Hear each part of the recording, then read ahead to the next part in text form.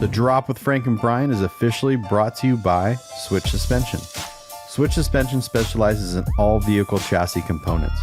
Lift kits, lowering kits, air ride suspension, wheels, tires, steering, and brake upgrades. They use all the best products from the best brands.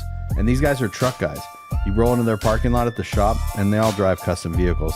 So they use their products that they sell on their own vehicles. So if you guys are looking for anything for your vehicles, whether you're just starting out or you just need some replacement parts or whatever, give them a call or visit their website, switchsuspension.com. What's up, guys? We're rolling in the Red Rocks. And we're out here having a good time, and we have some exciting news. We have another giveaway going down. We have, what got to do is go to either Grinder-TV. I almost said lowlife.com.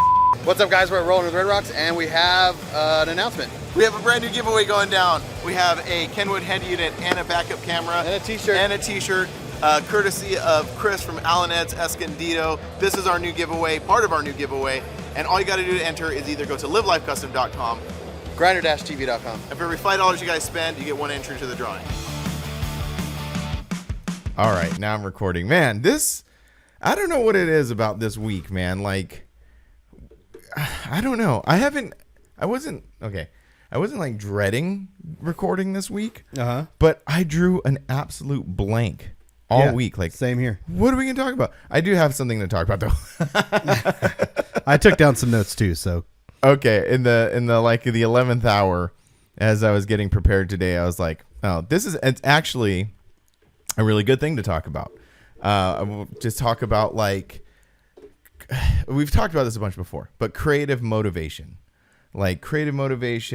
inspiration. We do this podcast every single week. Yeah. We have 50. This is episode 57. Yep. We have 57 hours of you and I talking to each other. So at some point, it had to be like, I don't know.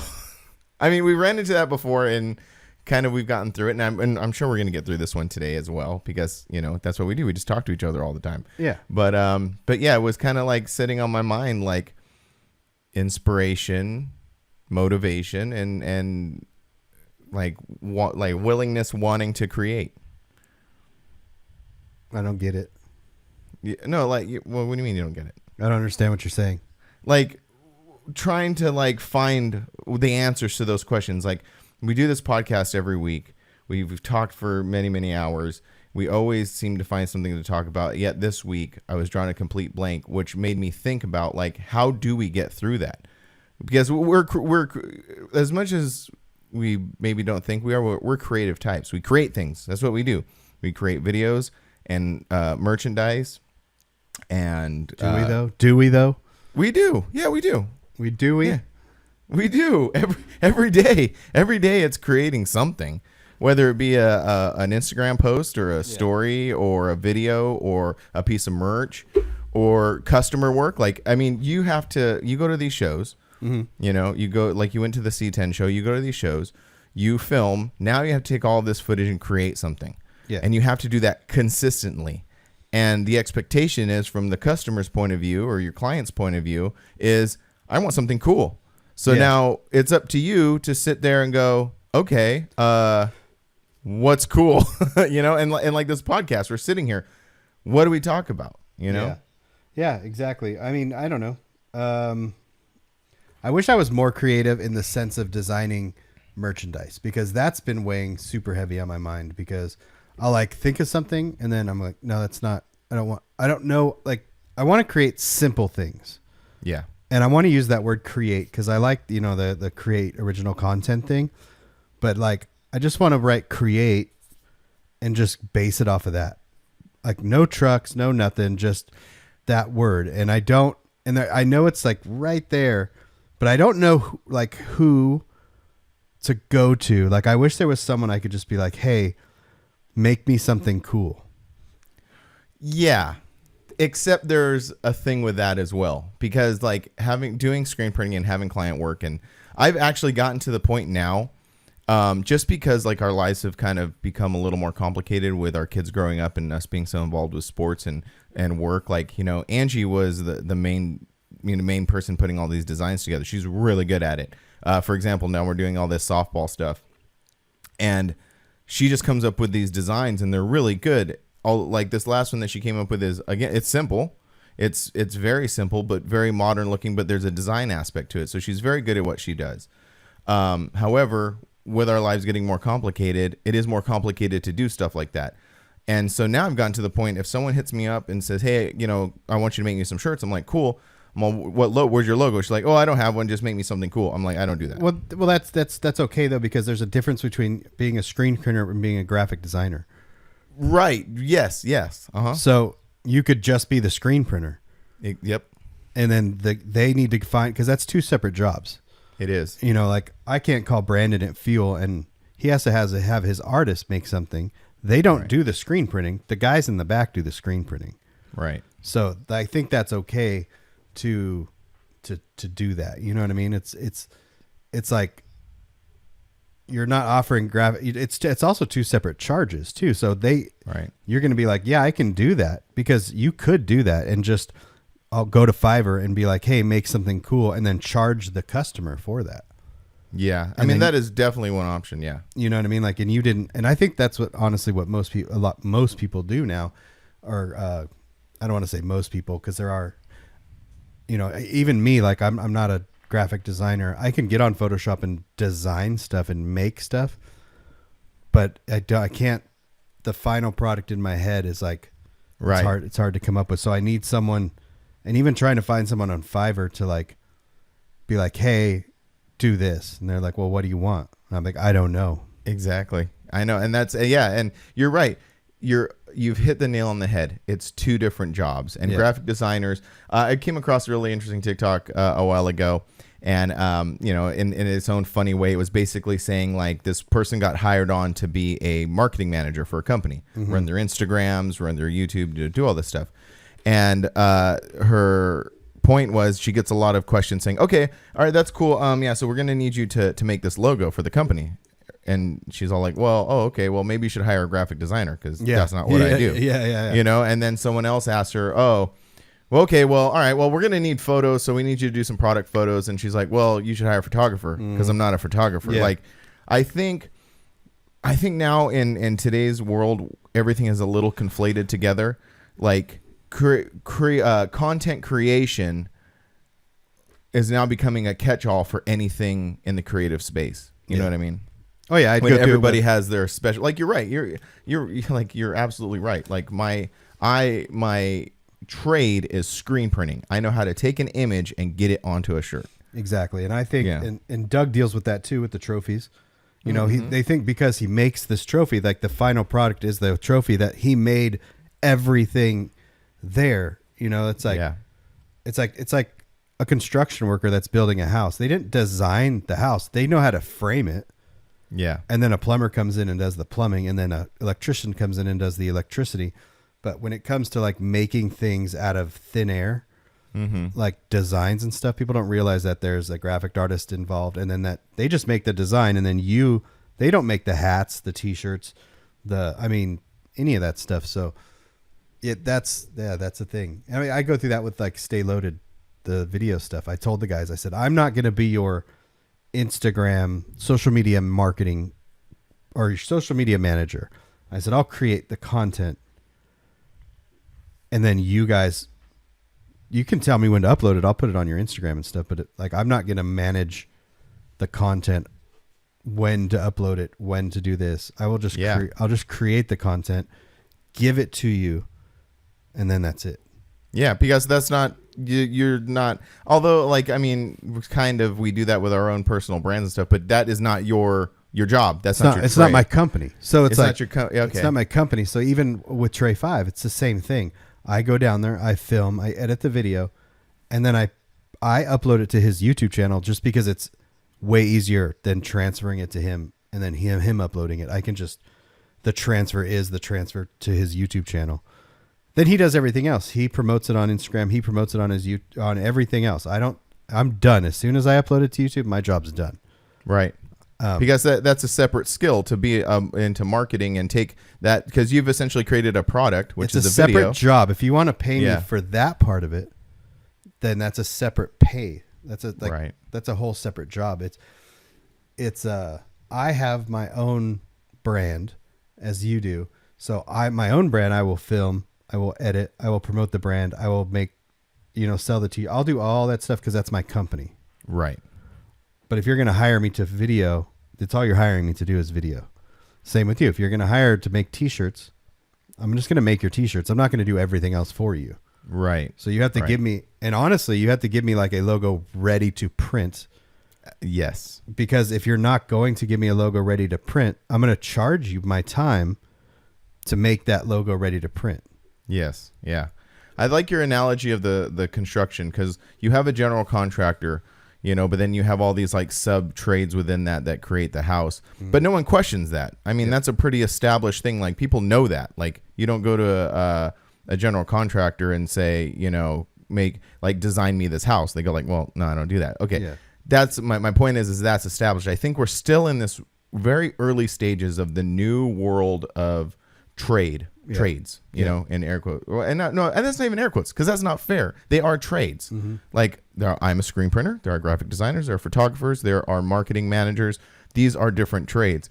But I think we've become accustomed to like decades, generations of traditional trades where no one questions it. You don't ask a plumber to frame a house. Exactly. And I think that just goes along with the lines of quote unquote can't find work these days, or can't find what does everyone say now? Nobody wants to work. Nobody wants to work. It's like no, they're working. They're just not doing what the traditional jobs. Right. And COVID changed all that. I mean, how many people are making money on social media traveling? Right. That's a new thing. How many, you know what I mean? So you can't like that. And that's a hustle right there. So if you want to talk about hustle and all this stuff, that's what those people are doing. Right. They're to create their content and make money and pay their bills. Right. You know what I mean? Just because they don't want to go and work at wherever. I'll just use an example, a grocery store.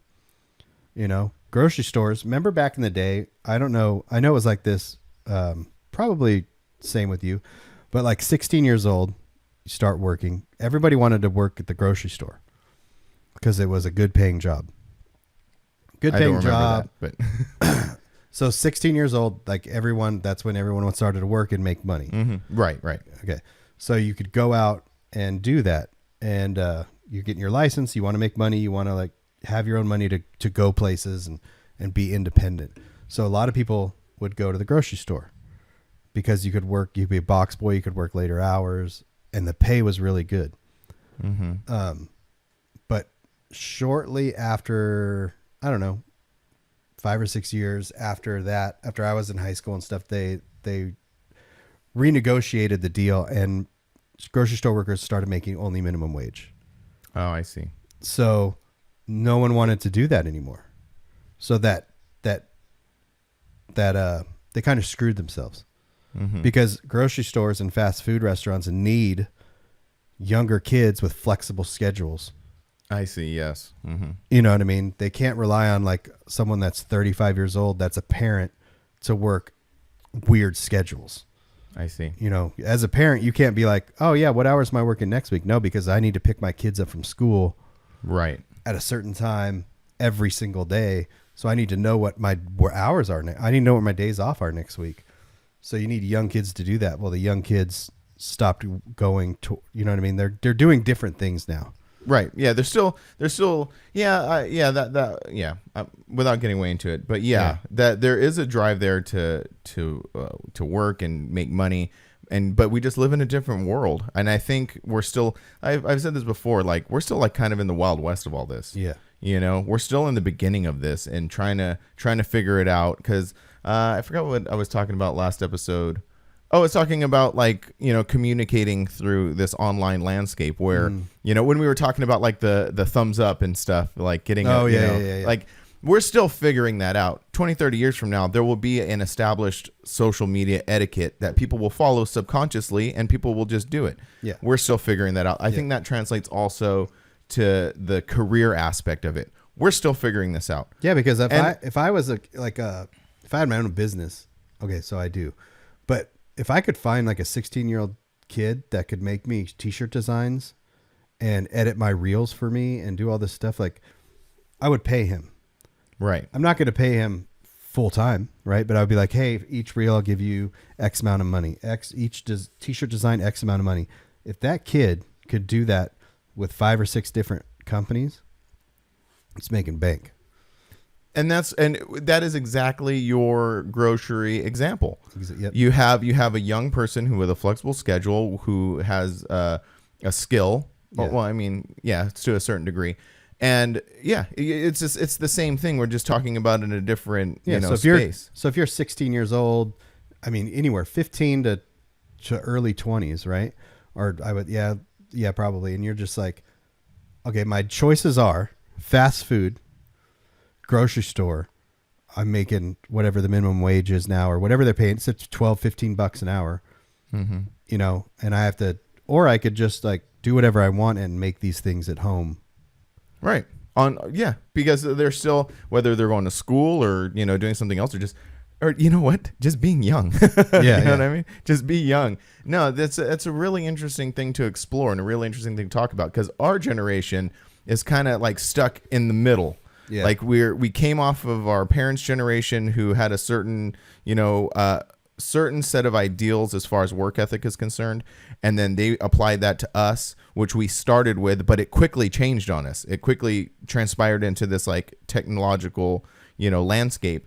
And now we are still adapting, whereas the next generation is already adapted. But we still have to like acknowledge those things, their skills and everything, and where the space they fill. Yeah. And it's not, again, without getting way into it, it's not getting into this like manual labor equals like good work, I guess is the best way. I'm trying to figure out a better way to put it, but that's one way to put it. When we need to realize that there are spaces to be filled, marketing managers, because like everything is a brand now. If you had a plumbing company, it's a brand. Your plumbing company A, well, there's plumbing company B, C, D. There's a whole bunch. So what are you gonna do? You have to build your brand, and the only way to do that in today's landscape is through social media and this type of work, Yeah. And hustle. So, I think what we're trying to say is like what hustling isn't working 80 hours a week anymore. Mm-hmm. Hustling is going out there and finding ways to do things without working 80 hours a week or without sitting in an office for 8 hours a day. Or just being productive in general. Yeah. I think we get this really weird thinking about production, and I think that really stems from like, I mean, you got to think about it that like the industrial age and everything like that. Like we got so like focused on production, like labor equals production, that we tend to have lost the meaning of that word production. What is production? Creating what we do is production. Like I said, you have to take all this footage that you shot at this show for this client, and then you have to produce a product. That's production. Yeah. And it's the same. It takes the same amount of, brain power. It takes the same amount of, everything to create that product. So yeah. And it's value. It's like it's just as valuable. The content creator, like Will McDougall has been doing like roofing videos for this roofing company. Yeah. He is now those videos are just as valuable as the manual labor putting the roofs on, because without those videos, if I needed a roof for my house, I'm going to Google roof for my house. All of a sudden that's going to start popping up on my Facebook feed, on my Instagram feed. They all talk to each other. It's all going to, and those videos that I see, I'm going to call them first. Right. Exactly. Yeah. Because that's the world we live in. Because like, we don't just open up the yellow pages like we used to, call up a company, I guess that happens to a degree. I've done that recently too, where, it's kind of like the old school way where like, my dad is still I've said before, my family's been in construction for a long time. But my dad still does it. So I'll like hit him up like, hey man, I need some concrete poured. Give me a number, so that's still kind of the old school way to do it. Yeah. But if you don't have that entry into that world, you would simply just open up Google and type in concrete guy, and what are you going to do? Are you going to go to where it's going to have like a really quick summary of what your concrete company is? Or because it's like a natural flow. If you think about it, you first open Google, you Google concrete guy. then that flows into, oh, they have an Instagram, so let's go check out their work. So you go check out their work. Now, if it's a bunch of, bad photos with like thumbs in the way or just really bad photos, you're like, I don't know. But if you have something like Dougal, where it's just this killer drone shot coming over a mountain showing this amazing concrete, you're like, oh, I like that. Yeah. So exactly. Yeah. So yeah, that's, and I still struggle with that. Like, I still struggle with that too. And I'm struggling with that now. And that's sort of like what started this whole conversation is like, sometimes you sit there and you're like, where do I start? Mm-hmm. Where does the motivation come from? What do I do? Yeah. And that's what I've been kind of dealing with. Like the videos I've been said, like, it's becoming, I think, a joke at this point about me editing videos, but that's the thing, But I figured something out. I actually did figure something out yesterday. Remember how you were saying that, like, and I tried it out where, like, I took my clips from LST and I like laid them out and then sort of like loosely put them together. That actually worked to getting me going, but it really sat stagnant for a while. And yesterday I found a good song, put it on there, and now it's coming together. It goes fast. Huh? Once you find because you found that good song and you're like, oh, and then your clips were already there. So you're just like, doot, doot, doot, doot. You're kind of stacking them instead of like, find one. They're already kind of there. So like while you're lost in YouTube land, you know what I mean? You could be putting those clips on. And that's why I always say dual monitors, because one monitor could be YouTube and you're lost in YouTube. One monitor is Premiere and you're just going through clips, putting them on there. You don't need to find good music yet. You know what I mean? And then once you're ready to find the good music, then you put it on there and squish everything together. Yeah. Yeah, that's exactly essentially what I found, And just like I'm starting, and I'm getting to that point now where everything's starting to, we've said this before, like chilling out after the shows and stuff. Although I am getting busy again with printing, so that's that's good. I know. But it's just, No, I said in my I'm like ready to go somewhere. Yeah, already? Yeah, I'm like, but you're going somewhere. Okay, so here's the funny part. I have 4 plane tickets booked this month alone. Right. So like, I'm not. I'm only driving to one show. So I'm driving this weekend to the Unfinished Business show, which you said you're going to. I am. So again, everybody on Monday knew I was there yesterday. It worked out, So I'm excited. I was telling you, the council show, seeing all the club there and stuff. I was like, that FOMO's real. It is. Ro told us about that FOMO, and it's real because I was like, man, I wish I was there. But no, it worked out, and I'm gonna roll down there. Oh yeah. Don't forget the drop shirts. I'm gonna bring the drop shirts and sweaters and everything. All right. Pass the baton. Speaking, and so this is the first trip that I'm going to attempt to take the what are you driving down there? I am driving the 4Runner. Oh, nice. Yeah, so that's why I'm excited. Like I said, you know what? It's not. We'll go back, but just to kind of go over to beat another thing to death is like taking out the little things that hold you up. Ever since now that I got the gas tank fixed on the 4Runner and the filler neck issue fixed, I'm ready to go. Yeah. I'm like, let's go. I am looking forward and excited to drive it. And it seems so dumb because someone would say like, it was just a little inconvenience putting gas in it. Tell you what, man, sometimes that little inconvenience, I'm like, I don't even want to do this. It's just it's a mental thing about getting over that and fixing it and like throwing down the dough just to get it done right. Right. And just because you're always thinking about how the cost and the time and the this and whatever. It's not a big deal, but it is a big deal because it creates memories and this time, you know what I mean? Like you lost so much time with it not fixed. Yeah, definitely. That's a good point. Yeah. So I know I was going to say what you were bringing down because this is the first show that I'm going to attempt to put all my stuff in the Maverick. You kind of had a taste of that at Rolling the Red Rocks as you left. Well, even there because you had more, because like, I brought you those boxes at Rolling the Red Rocks, so you had to like contend with those going in. So as well. Basically, the only thing that was not in that in my truck for Rolling Red Rocks was my Easy Up and tables. Oh, okay. They take up a lot of space.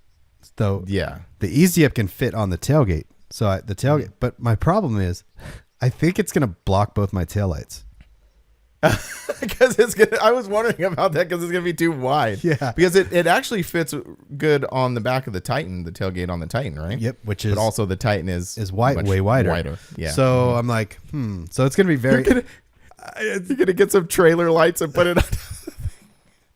On That's top. hilarious. No, so I'm gonna mess with that tomorrow. I'm gonna do some Tetrising, and because I don't have to bring like the hats and stuff that fit in one of those big totes, I'm gonna take all out and just kind of stuff in there, and I can fit totes inside the truck and all that. That's true. So, Yeah. I have a suggestion, Yep. just real off the cuff. You could also look into one of those receiver, like those flat. I don't know if you can know what I'm talking about. Yeah. So they go into the receiver hitch, and then they're like a flat, like the easy-up can go on that and kind of underneath the tailgate, because the tailgate kind of does that, right? Yeah. So what I think I'm gonna do is I'll just put the easy up in normal, and then with the tailgate down, and then I'll work around that. I'll work around that. Yeah. Yeah. I was gonna say, you want to bring 3 tables to the show? No, I'm already kind of maxing the floor. Yeah, I'm I going was to gonna bring all say. the drop stuff. I'm not going to bring like anything. I think I'll bring some hats, maybe slide them into your booth a little bit. This guy's always just I know. God, all I'm right. such a piece of crap. Dino's. Slow I know. down. I'm like, gotta get your own booth. You're just over there. I Like, know, "Hey," right? you're I'm just sliding in all sneaky, like, hey, can I just put these right here? I know. And then at Dino's, I'm just going to slowly add more stuff. Yeah. Like, hey, I brought 2. Maybe I'll bring 3 this year. Yeah. I'm gonna have to ask Dino for a bigger booth. Right. He's going to go like, why? What happened? Oh, well, my friend is kind of a scumbag. But he made a video of your show, so it's okay. Mm-hmm. Right. But yeah, that's cool. Yeah. So I'm like super. I don't know what it is. I'm just like rearing to go. Yeah, that's cool. That's interesting because I'm not there yet. I'm sort of like, chill. I'm just like kind of. Or I think I'm maybe excited because I don't have to film this show. That could be a huge thing too. I remember you were telling me about that. You're going to stick to some reels and stuff. Yeah. And then next weekend I'm going to Reno with Brandon. That's cool. Yep. And then the weekend That's fun anyway. Brandon seems like a cool guy to just have fun with. Yeah, and hang definitely. Out with, so yeah, there's not a lot of no booth there. It's just some filming and that's it. Oh yeah, because they run their own booth, Yep. right? Yeah. And then the next weekend I'm driving a truck to Lindsay, California, and then flying home. Wait a minute. I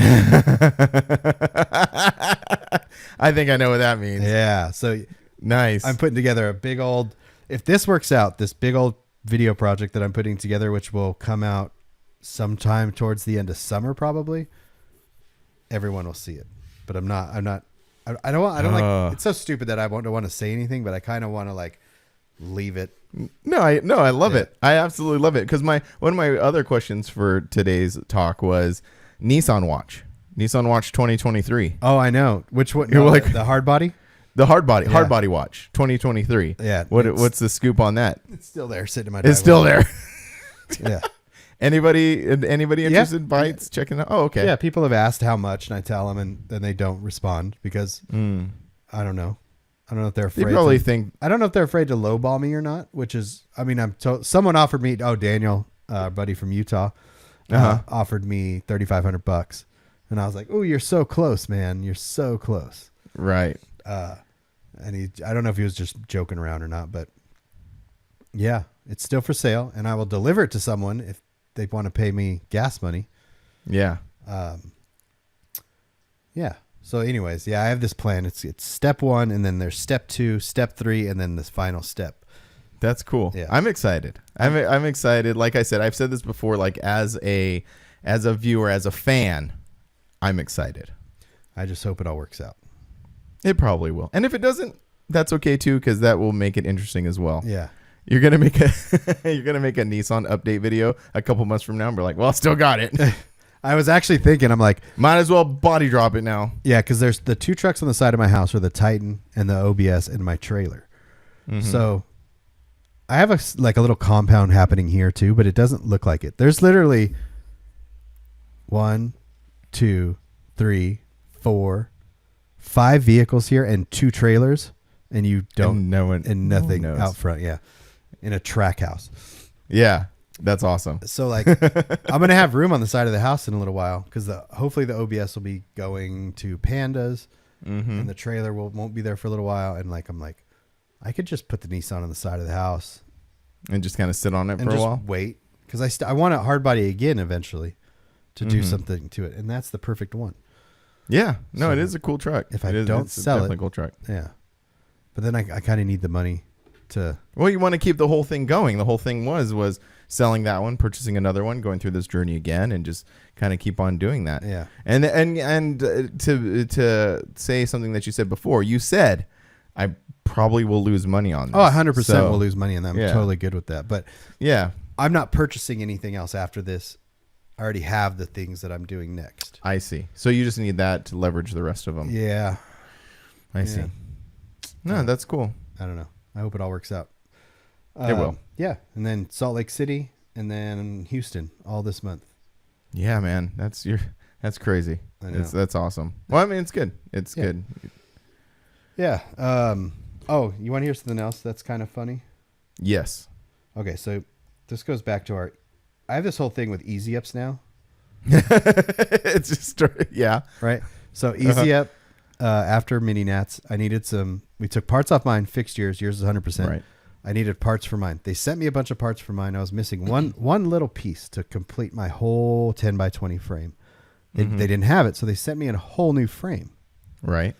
So now I have this brand new frame, put my top on it. Now I have a frame still missing that one little piece. Right? And I forgot that I had my old top. And I was like, Right, I yeah. could just get that one little piece and have another 10x20 That just appeared. that just is there. It just appeared out of nowhere, I basically. could sell it and make money, Yeah. or just keep it and be like, one day if we wanted like another 10x20 behind our booth, like we're creating this we're creating this monster. So I know, right? I go on OfferUp the other day, and there's this guy selling an old Discount Tires Easy Up. It's a 10x20 Eclipse, but the top, just like yours. just like ours. So I was like, $100, and he's like $150. I was like, all right. So either today or tomorrow, I'm going to go up and pick up this black Eclipse frame for $150 and That's have awesome. that. Now, here's the thing. Now I will still have another frame that just needs that piece for another frame. Yeah. Oh, yeah. Well, I'm gonna you're end kind up of with- right back at square one. Exactly. Yeah. I'm going to have 3 10x20s. That's so funny. I don't know. I'll end up selling one of them, but Yeah. Yeah. No, it's just a funny thing that how all that comes together, how it works out sometimes. and then the club. So our Forbidden bought 2 Sam's Club. The brand is called ZShade that they sell there. 10x10s. One of them got ruined in some sort of accident, but so we had 3 total, and one of them had broken legs on it. So I went on ZShade's website. You can buy, things to fix it. Well, I ended up selling all 3 of them. Just put them on OfferUp for $100 because I just didn't want them anymore. But I'm like, man, for like $100, I could have fixed that one and had 3, and then sold them for like there's a whole economy in this thing. Right. Yeah. And used Easy Ups. Yeah, and remember we were talking at Mini Nats when we saw everyone throwing their Easy Up frames away in that dumpster, and we're like, you could just go over there and get all those, fix them, and sell them. Yeah. Yeah. Or you could become the Easy Up parts guy. So I'm I picture myself in my garage because there's a million different companies that make these canopies, right? Yeah. But at some point, some of them are going to be the same, right. right? So you're going to have to figure that out. So in your garage, you just have these racks of like ZShade, Easy Up, whatever, Euromax, right? And you're just like, you just go to these events and you get broken Easy Ups, and then you take them apart and you just make it. It could be this whole thing. Yeah. And then when you go to the event and someone breaks their Easy Up, you just hand them a card. You're like, hey, I'm the Easy Up guy. Yeah, if you need a new Easy Up, I got them. Yeah. I don't know. I thought that Oh was man, funny. that's great. Yeah, no, that's really funny.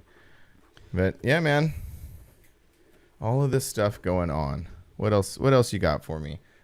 We were gonna also discuss. We're gonna talk about, because we got this show coming this weekend, Unfinished Business, and you've said, I've actually heard a couple people talk about this, about the raffle is gonna be pretty intense. Yeah. So I've never been to. So it's Chris DiNardo that throws the show, Right. Who also graciously gave us stuff to give away through our giveaways. And Alan Ed's Escondido. Yeah, he either runs or owns Alan Ed's Escondido. I'm not sure, but I'm going to ask him this weekend. And he's thrown a couple shows in the past, and he's been to everybody's shows with his Scion and his red Scion with a bunch of graphics on it. So he's getting a ton of support back, it seems like, for this event coming up. And his raffle is just, crazy. Yeah, it's just a bunch of audio equipment and stuff. Bunch of audio stuff, and he puts a bunch of money into the raffle, and so I'm pretty excited for that. Yeah, raffles in general are interesting. We've talked about this before, because we talked about it in the respect like our show, how you kind of went out of your way to really make the raffle, an experience. Because like sometimes what happens is the raffles, I don't know. I'm split on the issue as far as raffles are concerned, because I'll go into so many shows over so many years.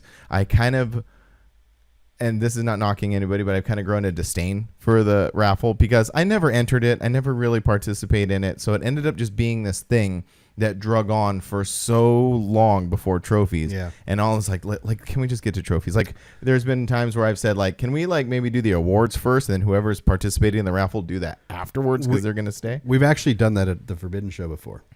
Mm-hmm. Like, so if we say that, okay, the raffle's at 4, the trophies are at 5. If you have a time for the trophies and the trophies start at that time, and you could do the raffle before. Yeah, you can do the raffle before. So that's what we've always done. But one time the raffle we just stopped the raffle. We said, okay, we're going to continue after the trophies. Right. Because that's what would happen at a lot of shows. They would say, okay, the trophies are at 5. What would they add? They would start the raffle at 5 and then do the trophies after. And you're just like, I'm just here for the trophies. I'm not into the raffle. So, right. But then back in the day, so how we did it with Forbidden is like, you would pay for your booth but we would discount your booth basically. And you would give us a raffle prize. Mm-hmm. Yeah, I remember that. And we had like 30 vendors.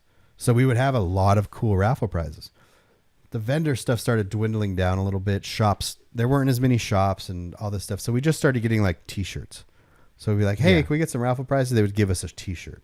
Yeah. And it just got to this point. I was like, well, I don't want to do a raffle with t-shirts, like t-shirts and like a banner. I don't want to take people's money and not offer good raffle prizes. Right. No, yeah, and I get that because it does get a little. I don't want to say out of hand, but it does get that way sometimes when you're like basically raffling off like t-shirts and car care products. I think car care products are like a kind of an interesting one. Yeah, I don't know. It's just everyone has different opinions on it. But what happened was in 2011ish, 12ish, when Grindr TV started taking on clients and stuff like that. These clients were the same people that I was getting raffle prizes from. So I was double dipping. I was like asking for work and asking for free stuff, Speaking of Brandon, he's calling me right now. Decline. So I like stopped asking, and then I don't know, it just got to this weird thing, and our raffle just it wasn't very good for a little while. But then I figured out like, oh, I'm going to put money into the raffle. So I started with Chris. I was like, offered him some money. I was like, look, I don't want free stuff. Just give me a good deal on stuff. Yeah. And then same with Switch suspension. Like, look, I don't want free stuff. Let's work out a deal and give me some stuff and I'll give you something. So that's what I'm doing. And it worked out really well for our show. And then that's what Chris is doing for his, and like Perfect Poise's raffle. And the raffle. It's a good approach at it because from the other point of view, as a vendor, as someone who gives stuff for raffle, not that I've never not wanted to give stuff for raffle. It's just the thing that I found this last year, and I was going to like do this thing, make a statement and everything, but you know how statements go. Those never turn out well anyway. I was just trying to more adopt a policy of my own because at a show, it's really easy. You come up to the booth and say, hey, I'm, having this show. Yeah. Can I have some? Cool. Like I have all of my stuff there. You're there. I'm there. The stuff is there. I can grab it, give it to you. I was going to bring this exact same thing up. Done. It's when people like hit me up through Instagram and stuff. And then this is where it starts getting muddy. And I'll explain the process and what happens. I get someone who hits me up on Instagram saying, hey, I'm throwing a show. Would you kindly donate some stuff? I'm like, yes, I want to help you. Then my life gets busy and I'm absent-minded a lot, and it starts getting put off, and then I don't do it, or, it gets to the last like week, and these people, and I understand from their perspective, like they don't want to be pushy. I'm giving them these things, so like it's this kind of weird little dance, of the person kind of asking, me forgetting, and then sometimes I feel like a complete piece of crap because then it doesn't work out, and I feel like maybe that person thinks that I don't care about that. I do, but life gets in the way. Yeah. I think and I was going to start this policy. This is where, again, this policy statement comes in. It doesn't work very well. I know exactly what you're going to say, and I'm actually going to do this as well. Well, yeah, because I was going to say, if you want stuff for your show, come to me at a show, and I can give it to you. Our friend from, I don't know exactly where he's from, but we always see him at Mini Nats. Oh, yeah, yeah. Bear, Yeah. The tattoo guy. Yeah. You know, he falls into both those categories because he throws a really good charity. Yep. He wanted stuff. And he asked me through Instagram. I didn't send it, and it just didn't work out. I felt terrible. But this time he was at the show, and he's like, hey, you know, and then I brought it up because, like, hey, are you planning on doing your thing later this year? And he's like, yeah. And I was like, well, let me give you stuff right now. Yeah. Here you go. You know, and I think, you know, if we took a more of a proactive approach at it like that, it would work out better for everybody in two ways. One, doing that, because also you brought up a good point saying that, like, putting together packages like that, like you were saying, like having these guys, you know, we're not trying to sell them stuff. We're almost like trying to just do it like at a place where it works for everybody, like the cost, you know? Well, that's what I was going to, because, okay, so the last show that I donated to was the Aftershock show. Mm-hmm. I mean, I donate to almost all of them. If I'm there, it's so much easier. Just here, it's a couple of t-shirts to put them in the raffle. Because that doesn't cost you very much. It's like, you know, a couple bucks a t-shirt or whatever it is. Yeah. No, it's not the cost at all. So, but like the Aftershock show, I just drop shipped them 2 banners, but it still cost me the 2 banners and shipping. So I almost want to be like, not almost, but this is what I'm going to tell people moving forward. If you're at a show, I'll give you, you know, 2 or 3 t-shirts for your raffle. Mm-hmm. If you want something substantial, you know, 5 t-shirts or 5 whatever, I'm gonna charge you what it's gonna cost for the product and shipping. Right. Yeah. And I think that's completely fair. You know, so for $25 you get this, for $50 you get this, because you're going to make that back in the raffle sales. Right. You know, right. And it's just more stuff to give you. So if you're willing to PayPal me $25, then I'm gonna send you some t-shirts. If you want to PayPal $50, then I'll send you, you know, 3 banners. Right. So because it also holds me accountable, like you said. That's the biggest thing is being held accountable, because, and I've said this before and it may sound superficial or whatever, but when there's like money involved, I'm more proactive to get it done. Because you're right. Not because we want the money, but because we have the obligation. Yes. I want to make that pretty clear, because it's not about like, I need to cover. I just need something to hold me accountable to make this thing happen. Yeah. You know, that's exactly what it is. And that's being very honest, you know? Yeah, it is. I mean, so that's it. And the other thing with like the t-shirt thing that it was like a light bulb moment when we were talking about like the whole banner thing. Now that I'm like, you've been making banners for quite a long time, but I'm just starting to get into it, like taking my designs, putting them on banners.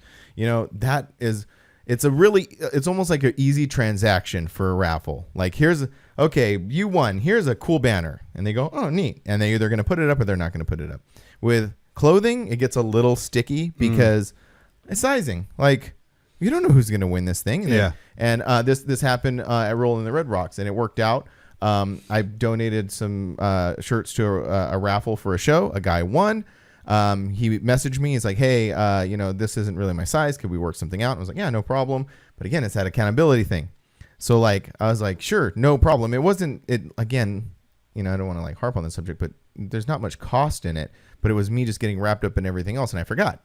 So then he messaged me. He's like, hey, I'm going to be at Rolling the Red Rocks. Can we swap this out? And I'm like, yeah, sure. And that worked out great. I swapped it out and everything was great, you know? So my point is like the banners, I think, like raffle prizes, I think need to be like a very easy transaction. Yes. You know? Yes. Like, here's a cool thing. Yep. Thank you for entering the raffle. Here's your cool thing. Good job. And here's your thing that you can use on, that's why I like doing the dual packs at our show. Oh yeah, those are great. And audio, because you can take a dual pack of compressors and use it on anything. Yes. You can't, like, wheels are cool, but the wheels, like, here's your set of 20s. Okay, well, I want that don't fit your truck. That don't fit your vehicle. They're not the style you like. You wanted 22s. So it's very difficult. Like, wheels are awesome. And the wheels were always like, oh, we're going to raffle off wheels. We're going to raffle off wheels. But there is a downside to that. Yeah, exactly. You know, for say a set of wheels cost, at cost, they're like $500, $600. You know what I mean? You could buy 2 dual packs for that. And right. I don't know. One other subject. So yeah, the wheel thing. Yeah, it's like that was always my. You're right, because it sounds so cool. Like we're raffling off a set of wheels, but then yeah, all those little things come into play. Another thing that I want to get your opinion on as far as raffles are concerned, because I'll give you my opinion first. Gift certificate, not gift certificates, but like I guess like gift towards, certificates, like $500 towards a $10,000 frame. That or any like. It's a weird thing to me. Yeah. And we're not just talking about like custom shops or anything, but like I just recently saw something where they were raffling off like a gift certificate to a tattoo shop. Like, I don't know that this is just me because I don't know about any of this stuff. But if I won that and say, okay, I got $150 to this tattoo shop. Like, I feel weird going to the tattoo shop saying, okay, I have this thing. I have experience. Like, you know what I mean? So I have experience with that. Okay. Actually, twice. One time I won a tint, like a tint raffle, and it was for a shop in Upland. And this had to have been early 2000s. So I go there and I got it, right? But he was like, well, luckily you have a standard cab pickup because that's all this is for. Uh-huh. And I'm like, oh, so if I had an extra cab, it would be more? He's like, yeah. Yeah. Okay. So then one time I won a set of wheels from Auto Accessory Warehouse. Oh, yeah. Yeah. And I go there and he's like, well, you have, you know what I mean? You can pick these ones. And I was like, well, I don't want those ones. And he's like, well, that's the ones that you won. Yeah. So that's the thing. Like it creates this awkward interaction. You know what I mean? Like, And that's what I was talking about. If you want more, then they're going to cost this much. Well, that's just what they cost. Like, gift certificates are definitely strange. Like I appreciate the thought behind it. Yeah. Like, oh man, here's $500 towards a tattoo. Yeah. I appreciate that. But then remember, that's exactly what I was talking about that easy transaction thing. Yeah. Like one of the best things that you did for our raffle was the power tool thing. Yeah. You're like, hey, you won. Here's a drill. And you're like, sick. It's a drill. I learned that from like Perfect Poise. They were raffling off tools. And I was like, that's an amazing idea. Because perfect. So I just went into like, when the ratchets were on sale at Home Depot, I would just buy them when they were, you know what I mean? Yeah. They're normally like $150 when they're on sale for $100. I would buy one, and I'm going to keep doing that. And then I went into like Harbor Freight, and I was like, oh, a stool. Like everyone needs these random things, and if you don't need them, you could give them away as gifts or whatever. Exactly. Yeah. It's a pretty. I think that I don't know. Do you think like raffles in general are evolving because they all seem? I think they have to evolve because you're not getting the donations that you were from back in the day. Yeah. And I just think that people are seeing the good ideas, just like anything else. I saw the good ideas that Perfect Poise had. I see the good ideas that this person has or this club has, and I take those and then I put my own ideas into them. And and it just creates this thing. Our good friend, oh my God. Oh, such a good friend. You can't remember his name. Sorry, Donald. Jesus, I'm so bad. Our good friend Donald, we have to get him on here and let him tell his raffle body drop story because it is absolutely amazing. I won't even go into detail about it, but it's so good. Yeah, I have this thing that I wanted to do on the Grinder TV channel of people telling stories. I remember that. Yeah, I'm still going to do that. Yeah. So it probably won't be told on the Drop podcast. Okay, but it will. I mean, those stories will be told anyway. It probably will be told in here because I'm too lazy to follow through with my idea. I'll just have them do it on there. But either way, I was going to say that. And then there was a thing where I think we raffled off like a body drop at our show, and the guy already had a body drop, so he got suicide doors. Oh, nice. And it worked out. You got him, and he did. It was Sean. Sean from our club did him. Oh, he did. Oh, yeah, really? So, but then with Sean, he'd be like, I could just suicide these myself. Yeah. Well, no, Sean didn't win it. Sean actually Sean gave it away. Oh, I see. I see. That makes a lot more sense. Tony won it. Tony with the Mazda that used to be in Local Finesse and stuff. Oh, okay. Oh, yeah. Yeah. But yeah, there are some stories out there of raffles like that, and Donald's is the best. It is the best. And the world has, no matter the medium, the world has to know that. Yeah. Yeah, because it's great. Speaking of Donald, he had a question for. Oh, okay. For. Hold on. Uh-huh. All right, I'm clicking it now. and drop. Drop in. Drop. I dropped everything. I knew the drops would come. Drop it. It's over. Okay. I'm sorry. It's so funny. Angie was like, don't laugh during that. It's too What do we do funny, like man. this? Just stare at each other?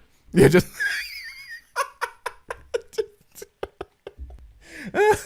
yeah. Next time we'll do that. We'll just cold look at each other while the dropping in segment airs. I know. It's funny because I push play and I still can't hear it. So Yeah, like, I know. No one can hear it. It's we a should mystery. We should have a thing where we can. It's on their desktop and we just hit space and hear it. Oh, and then just Wow. hear it. I don't know. That's too complicated. Yeah, whatever. We'll just continue on with what we're doing. We're doing Yeah. a good job. All right. Donald said at 5:30, 5 minutes and 30 seconds in episode 55. Oh, I have that screenshot on my phone. Oh, cool. It says Frank mentioned that he had a funny story about his bag of blank drink koozies. While I don't expect the story to really be that interesting, I would still like to hear it. Okay. So I bought this bag of drink koozies with the intention that I'm going to make drink koozies. And I didn't. That's a story.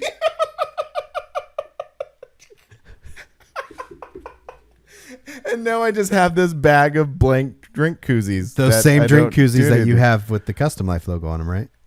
Wait, what are you talking about? No, he's talking about like the traditional neoprene Oh, okay, drink okay, koozies. okay. I bought them a long time ago with the intentions of printing them, and I just never did. Oh. I guess the funny thing about it is like I have those sitting in my shop.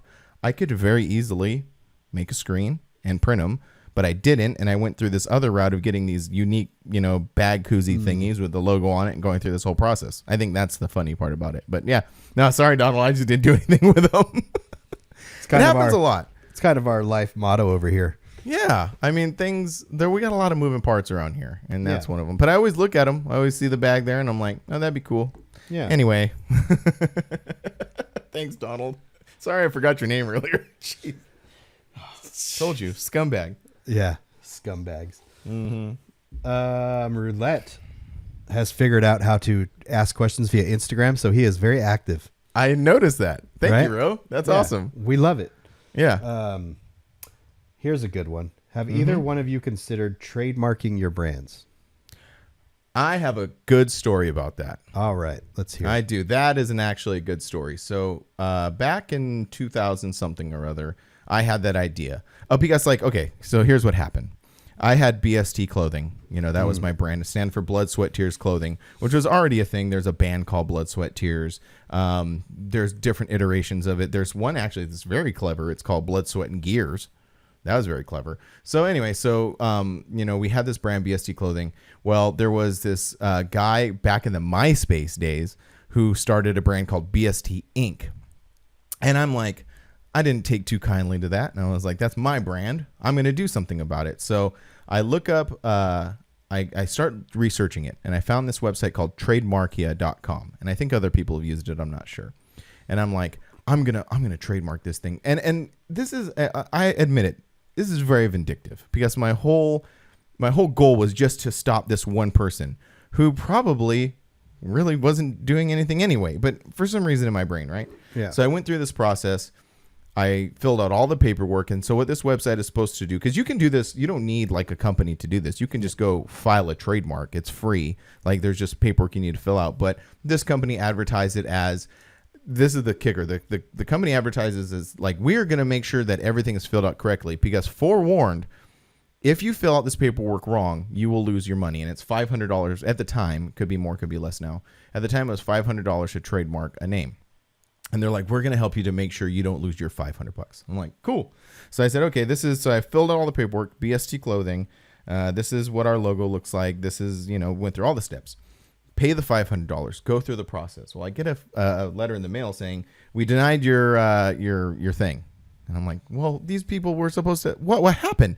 They're like, well, you can't trademark the word clothing. Yeah. Clothing is just a term that you refer to things as. Yeah. You can trademark BST. However, there's already that trademark, so you can't have that. And you can't trademark the term BST Clothing. And I was like, wait a minute. I thought you guys, so no one through this process says, hey, by the way, you can't do this, you know, Yeah. and it save your $500. So I lost $500. And actually, I've never really told many people this, just because I was kind of embarrassed at the time, because just because like this whole thing, and this is a good life lesson too about being vindictive, because I went through this whole process being vindictive against this one particular person. I even bought, because like he was called BST Inc. And I bought, and to this day I still pay for it. I bought the domain name bstinc.com.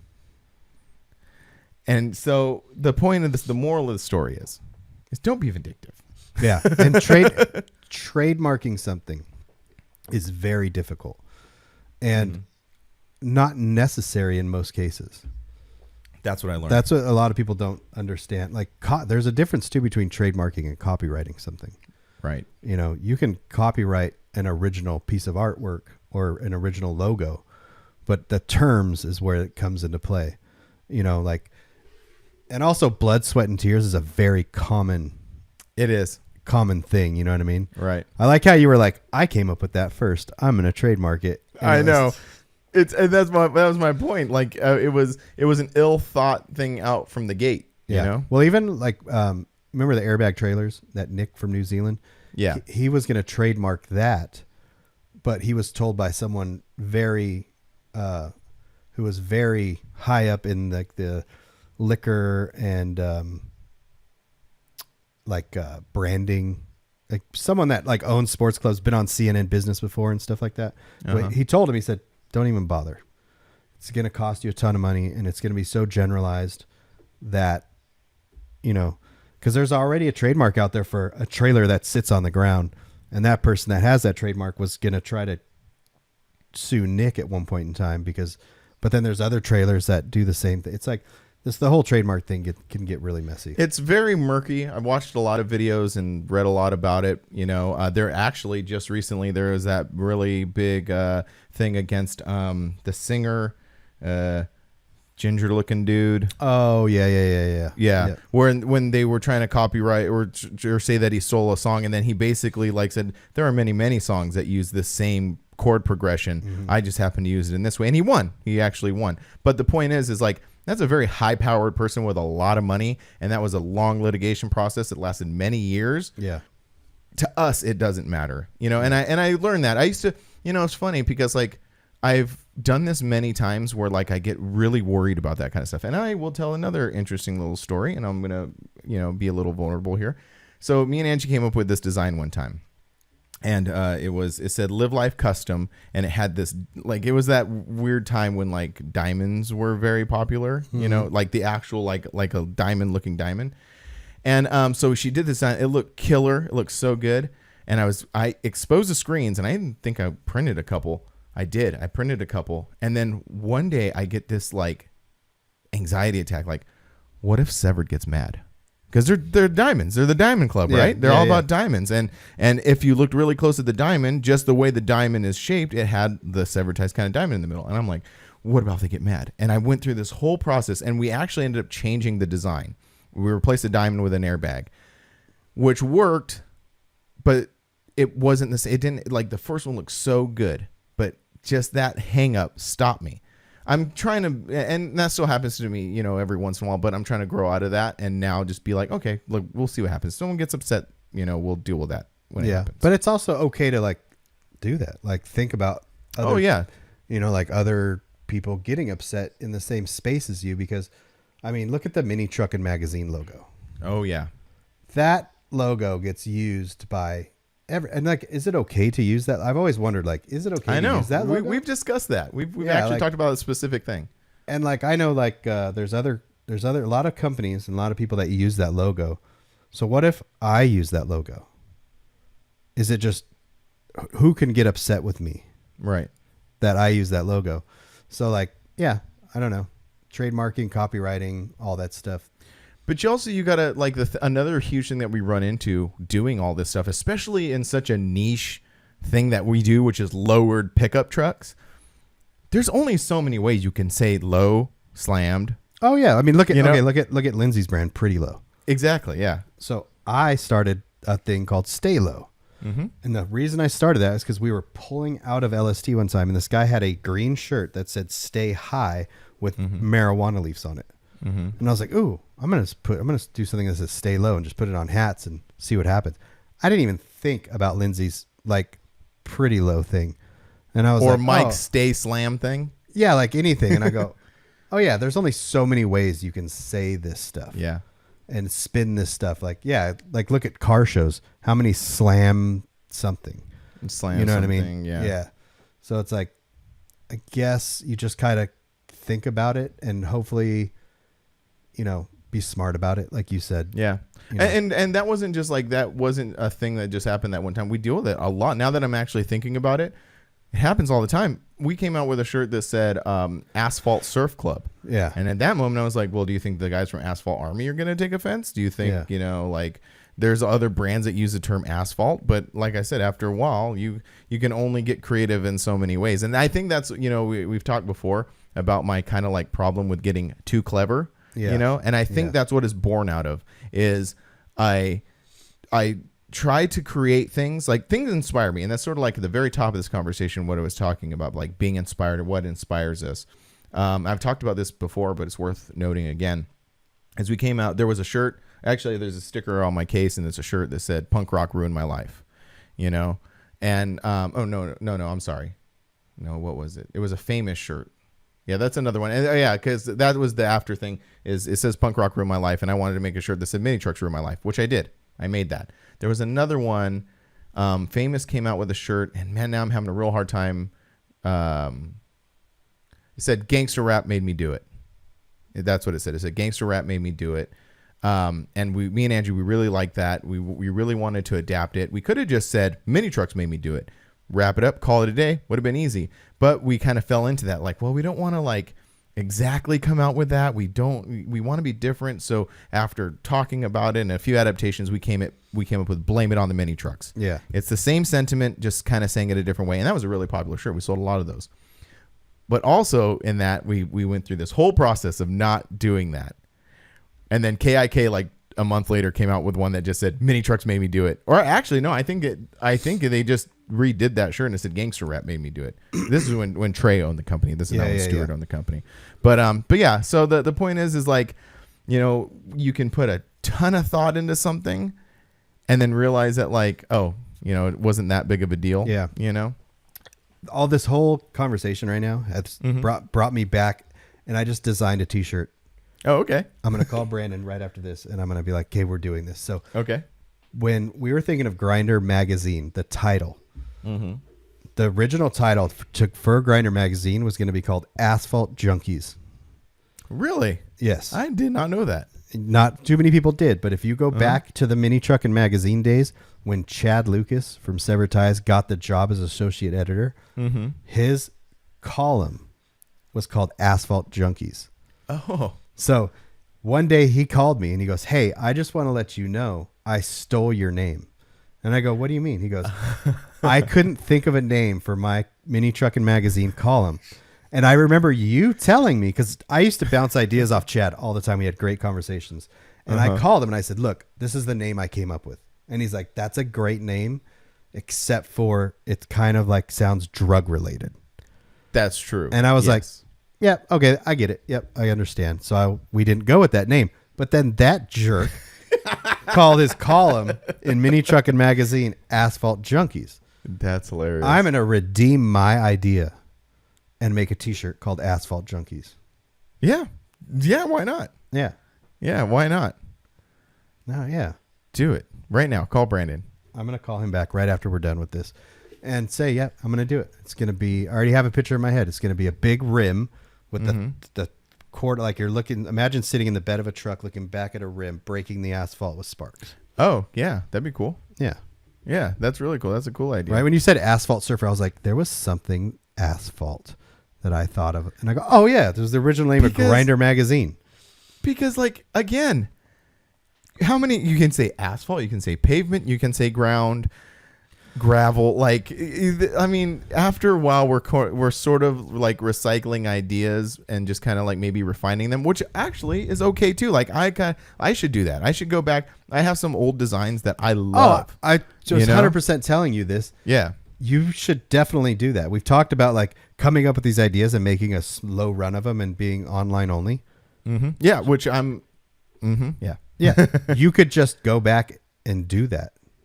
Yeah. Just be like reissues and reissue. Like these are from back and you could even just take the BST off and put Custom Life on there. exactly. Yeah. I have one that I really love. It looks like the Ramones logo. Yeah. And it says, you know, I'm not going to say because someone might make it, but just kidding. I'm over here like, You're like, oh, what? Can you speak more clearly into the microphone? could you show me a picture of that? Yeah. Yeah. And that's the thing. And kind of to like button up this whole conversation like we were having the beginning is like this creative space we're in.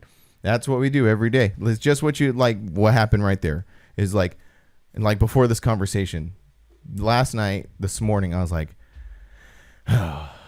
But then all of a sudden it just starts happening, you know, and everything starts coming together and everything works out. Yeah. Everything works out. Also, Roulette, you are missing out on making merch. I think the whole I know, but the Madhouse with that logo is so sick. Yeah, like with the mouth, the house has a face and stuff. Yeah, it's super cool. That would look like you could. Do you remember his website back in the day? I don't. Oh wait, no, yeah, Well, I do. talk- And it had we like talk- different rooms. Yeah, you could be like, go to Yeah. the basement, go to this. Like you Yeah. could totally make merch based off all of that right there. Oh, I know. Yeah, no, it's great. He should. You should. But I heard he stopped doing shows. I don't know. Oh, did he retire already? I don't know. I don't know. I haven't heard the official announcement. Sorry, Wait, Ro. wasn't he DJing at the council show you didn't go to last weekend? He was. He Yeah. was. Oh. And it's always. I'm gonna rip on Ro a little bit. Is that okay? Yeah, it's fine. Okay, no, it's fine. And it's cool. Like I appreciate it, but it's always like in the club text. Whenever he's at a show, he's like, "Where's everybody? What's going on? Where's everybody?"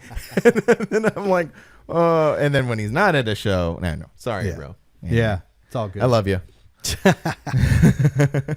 It's great that we're all still out doing it and hanging out and stuff. No, it's cool. And I'm looking forward to this weekend to hang out with everybody. Ro, you gonna be there? Is he DJing this weekend? Oh, he's not DJing this weekend, but Is he gonna be there? I think so. Oh, that was so. Shut my mouth. He did ask a question about what's a good time for spectators to show up to a show. Oh, I saw that one as well. Yeah, so I said 10 a.m. So I think he'll mosey on in at 10 a.m. Spectators or participants? Spectators.